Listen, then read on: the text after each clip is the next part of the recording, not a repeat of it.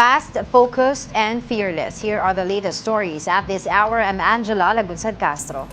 Chinese Coast Guard vessels again fired water cannons at Philippine ships near Bajo de Masinloc.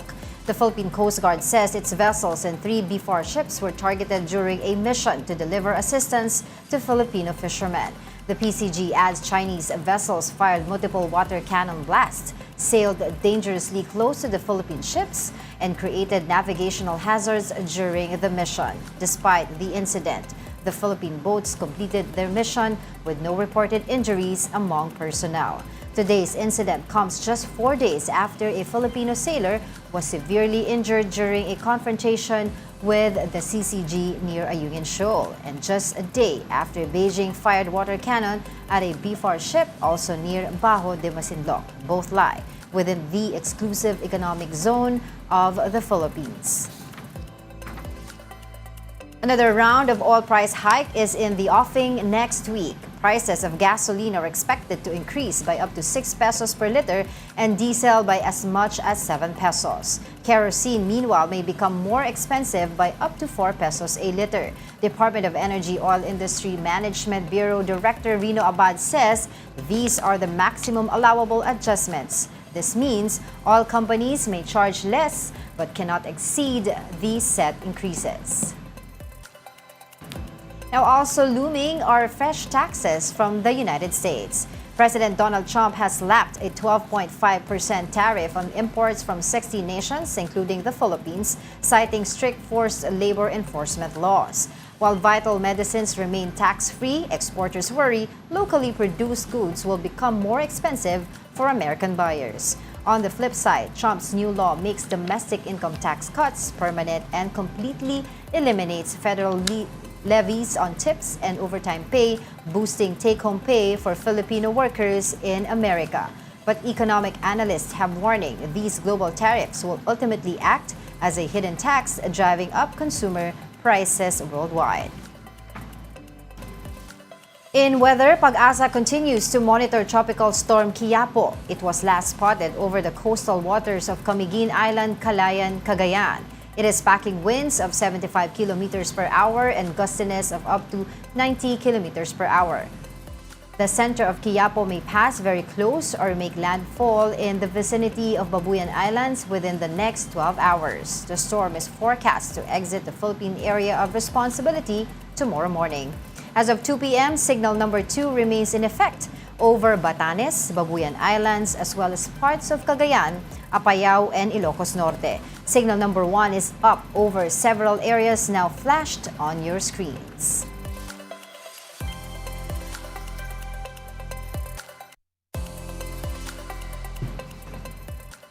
A special panel of investigators from the Office of the Ombudsman has filed a 104-page complaint for preliminary investigation against former House Speaker Martin Romualdez. The complaint includes allegations of plunder, graft, bribery, and money laundering. Investigators said the filing is backed by newly obtained documentary and testimonial evidence, including alleged cash deliveries, witness accounts, and corporate transactions. Also included in the complaint are former Ako Bicol Party List Representative Zaldico and several others.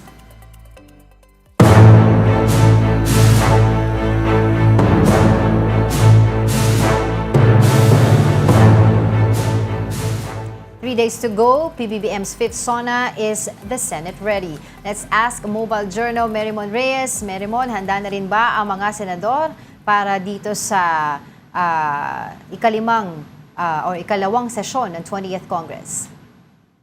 Angela, sa mga nakausap nating senador this week, handa naman daw sila. For example, sila Senator Erwin Tulfo and Senate President Sherwin Gatchalian, na sinasabi ang nagiging expectation nila na sana raw matalakay sa SONA or if ever matatalakay ay tungkol daw sa ekonomiya ng bansa. Kasi may reports according kay SP Gatchalian, may analysts, may economists na nagsasabi bumagal ang usad, yung progreso ng ekonomiya daw bumagsak. Dagdag na rin dito yung crisis sa Middle East na nakaapekto nga sa produktong petrolyo at yung affordability ng mga Pilipino. Yung tungkol daw sa impeachment, ongoing naman daw ito, sabi ni SP sa Senado. So, hindi naman sila nag-expect na matatalakay yan. Pero aside from that, handa na rin naman daw sila sa pagbubukas ng regular session sa Lunes ng Congress, sa House at sa Senado.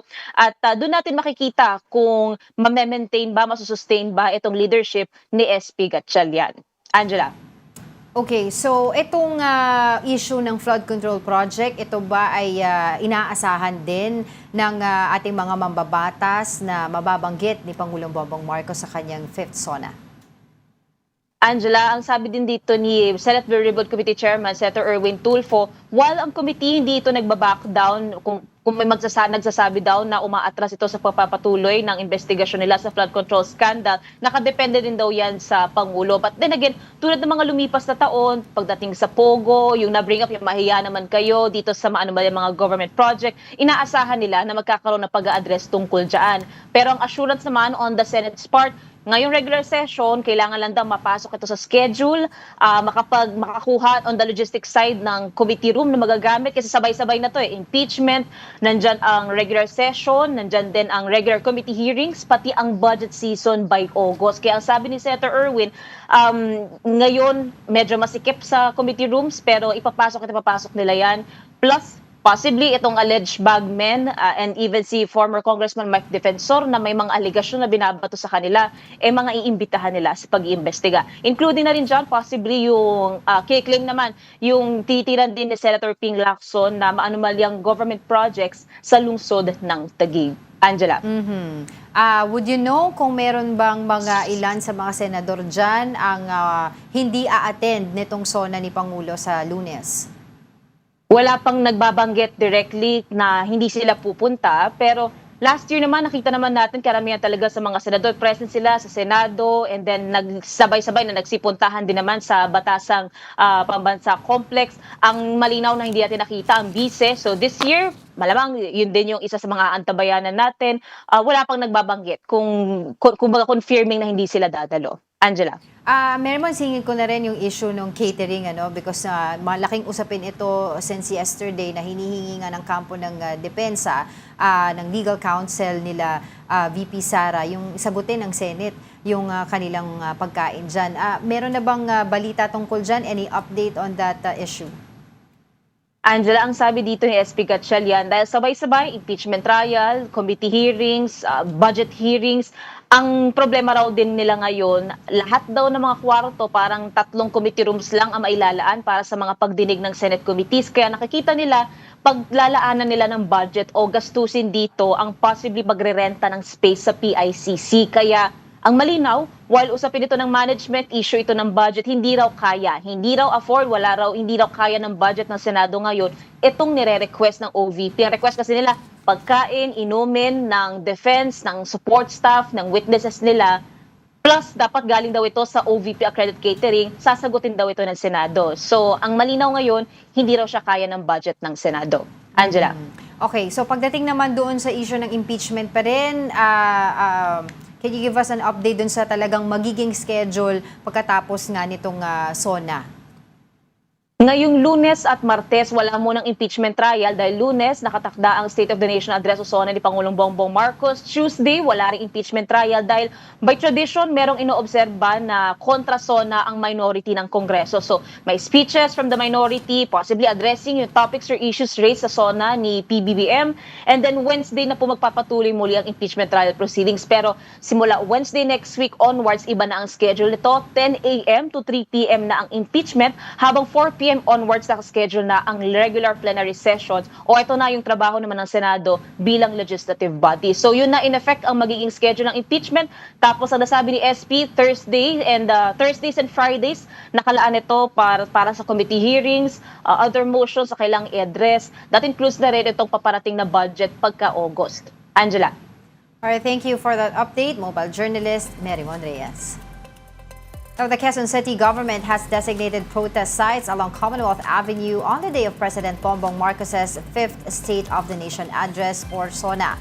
Progressive Group Bayan will occupy the space in front of St. Peter Parish Church from 7 a.m. to 5 p.m. Sanlakas is permitted in front of Toyota Commonwealth starting at 1 p.m. positioning them roughly 3.5 kilometers away from the Iglesia ni Cristo Central Temple. Pro-administration group Better Brighter will assemble in front of the Commission on Audit in the Sandigan Bayan from 9 a.m. to 7 p.m. While the INC has not applied for a rally permit and has no planned protest, Monday coincides with its 112th founding anniversary. Authorities are actively coordinating with INC officials as tens of thousands of members are expected to gather for their annual Thanksgiving event along the same Commonwealth corridor. To secure both the SONA and INC anniversary, the NCRPO goes on full alert status at 5 p.m. today, deploying over 21,000 police officers. Classes remain suspended in Quezon City and Manila on Monday, accompanied by a liquor ban in Quezon City. Witness the fifth State of the Nation address or SONA of President Ferdinand Marcos Jr. The whole day coverage happens on Monday, July 27, 2026.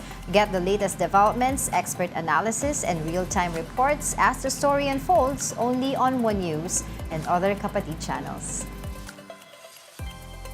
In other news, a youth-led enterprise in Quirino is successfully launching ube into major overseas markets.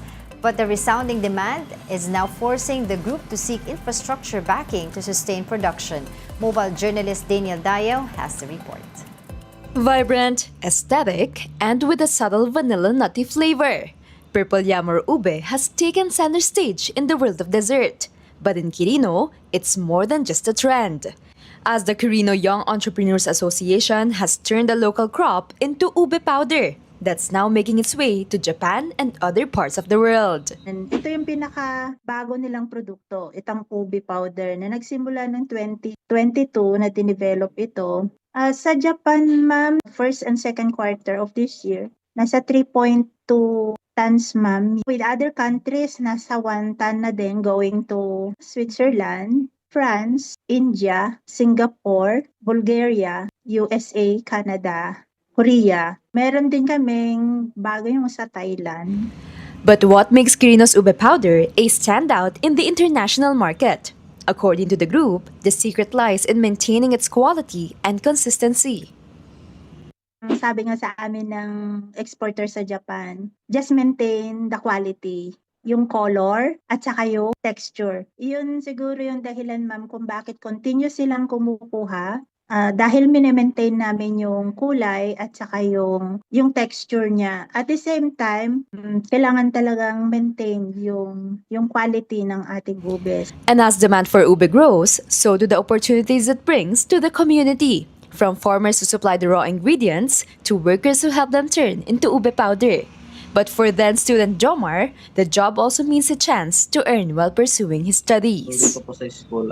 Hindi pa ako nakahanap ng ibang way ng scholarship po. Thank naman sa God kasi nahanap ko yung organization na to. It helpful po sa akin na, yun nga po, student labor po siya. Hawak ko po yung oras ko. Per hour naman po yung labanan po sa pagtatrabaho noon. From Yuya, natutunan po not only earn money po, we gain skills po and knowledges, especially experiences po na magagamit po in the near future po siguro. But with the ube craze continuing to rise, the group also faces challenges, including limited ube supply and a lack of facilities to keep up with demand, pushing them to call for government Ang assistance. association po ay nananawagan ng mas malaki pang facility kasi ang demand nga po ay malaki at ang facility po ng association sa ngayon ay limited. Kung tinotinilada po ang demand, ang capacity ng association is one ton lang. We really need a bigger facility and equipment, of course. As the group aim to further expand Quirino's ube industry, they hope to maintain the crop's Filipino flavor and identity, while bringing Quirino's ube powder to even more tables around the world. Kapatid Mobile Journal, Daniel Dayaw, we are One News. Those are the latest news at this hour. More coming your way at 4 p.m. on StoryCon. I'm Angela Lagunsad Castro, Kapatid. We are One News, your side, all the time. Have a great weekend.